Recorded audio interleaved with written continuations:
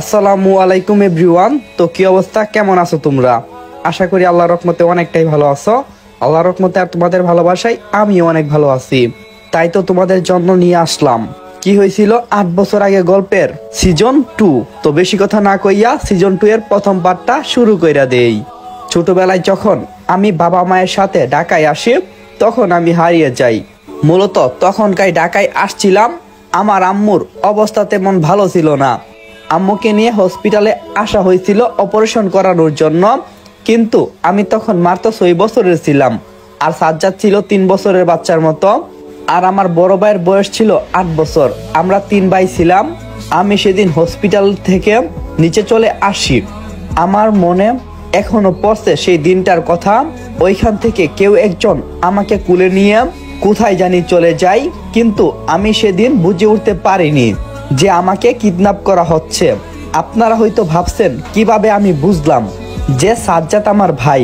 তাহলে চলুন আপনাদেরকে খুলে বলি।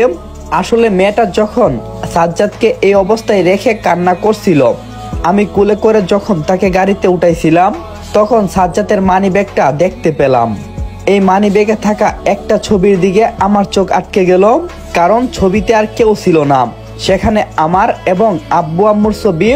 আমরা ছোটবেলায় 3 ভাই একসাথে ফটো তুলছিলাম। এটা দেখে যেন আমার কলিজাটা মুচুর দিয়ে উঠছিল, কিন্তু মেয়েটা থাকার কারণে আমি কোনো কিছুই বলিনি, চুপচাপ তা সহ্য করছিলাম। আর ছোটবেলায় আমি সাজ্জাদকে সাজিদ বলেই ডাকতাম। হয়তো আপনারা এখন বুঝতে পেরেছেন আমি কেন সাজ্জাদকে বাঁচানোর জন্য এত চেষ্টা করছি। আমার জায়গায় আপনি থাকলেও এই কাজটা করতেন। আর গল্পের মাঝে একটা কথা বলি ভাই, ভুল ত্রুটি গল্পের মধ্যে হবে, সেটি আপনি সিরিয়াসলি না নিয়ে বোঝার চেষ্টা করবেন। ভুল ত্রুটি হলে ক্ষমার দৃষ্টিতে দেখবেন। আর গল্পটা এখনো পুরোটা লেখা হয়নি, সেই কারণে আমি আপনাদেরকে পুরো পাঠ দিতে পারছি না। আশা করি খুব তাড়াতাড়ি লেখাটা শেষ করে লামো আর গল্পটাও একসাথে দেওয়ার চেষ্টা করবো। 2 থেকে 3টা পার্ট প্রতিদিন আপলোড হইব, শুধু কয়েকটা দিন ধৈর্য ধরেন। তো বেশি কথা না কইয়া গল্পটা কন্টিনিউ করি। এদিকে ডাক্তার তখন বলল, সাইমন সাহেব আপনি চিন্তা করবেন না, আপনার ভাই অতি তাড়াতাড়ি সুস্থ হয়ে যাবে, শুধু আল্লাহ তাআলার উপর একটু ভরসা রাখেন। তখন সাইমন বলল, সাজ্জাদ যে আমার ভাই, এ কথা বলার দরকার নেই। ডাক্তার তখন বলল, ঠিক আছে স্যার, আপনার আমার জীবন কাহিনী কিছুক্ষণ পরেই জানতে পারবেন যে সাইমন কিভাবে আজ এই অবস্থানে এলো, আমি ভালো নাকি খারাপ, আর এই গল্পের মূল নায়কও আমি। এদিকে নীলার বাবা নীলাকে নিয়ে যাওয়ার জন্য হসপিটালে এসে চিল্লাচিল্লি শুরু করে দিছে। নীলাকে খুঁজতে থাকে আর নীলাকে পেয়ে যায়। নীলার বাবা তখন নীলাকে বাসায় নিয়ে যাওয়ার জন্য বলে। নীলা তখন তার বাবাকে দেখে বলল, বাবা সাজ্জাদের অবস্থা খুব খারাপ, ও না আমার সাথে কথা বলছে না, কি করে হয়ে গেল এসব, কিছুই তো বুঝতে পারলাম না। নীলার বাবা তখন নীলাকে বলল, আমি ওইসব দেখতে আসিনি, তুই আমার সাথে চল। কথাটা শোনা মাত্রই নীলা যেন আকাশ থেকে পড়ে। নীলা বুঝতে পারলো না যে বাবা এসব কি বলছে। ঠিক তখনই সেখানে সাইমন হাজির হলো। সাইমনকে দেখা মাত্রই নীলার বাবা বলে উঠল, স্যার আপনি এখানে কি করছেন? সাইমন বলল, আমি এখানে একজন রুগীকে নিয়ে এসেছিলাম, এই জন্যই এখানে আমার আশা হলো। আর আপনি এই মেয়েটাকে এত জোর করছেন কেন? নীলার বাবা তখন বলল, আরে আপনি যেটা ভাবছেন সেটা না, ও আমার মেয়ে। তখন সাইমন বলল, ও আমি বুঝতে পারছি, সো আপনি কেন ওনাকে এখান থেকে এখন যেতে বলছেন? উনি তো আমার সাথে রুগী নিয়ে এসেছে। ঠিক তখনই নীলার বাবা বলল, আজকে ওর বিয়ে, তাই ওকে নিয়ে যেতে আসলাম। তখন নীলা বলে উঠল, বাবা আমি এই বিয়ে কখনো করতে পারবো না, কারণ আমি সাজ্জাদকে ভালোবাসি, আমি ওকেই বিয়ে করব, আর আমি ওকে এই অবস্থায় রেখে কখনো যাব না। কথাটা শোনা মাত্র নীলার বাবা বলে উঠল, ওই এতিম ছেলেটার সাথে তুই বিয়ে করবি? সেটা আমি হতে থাকতে কখনো দেব না, এখনই আমার সাথে বাসায় চল।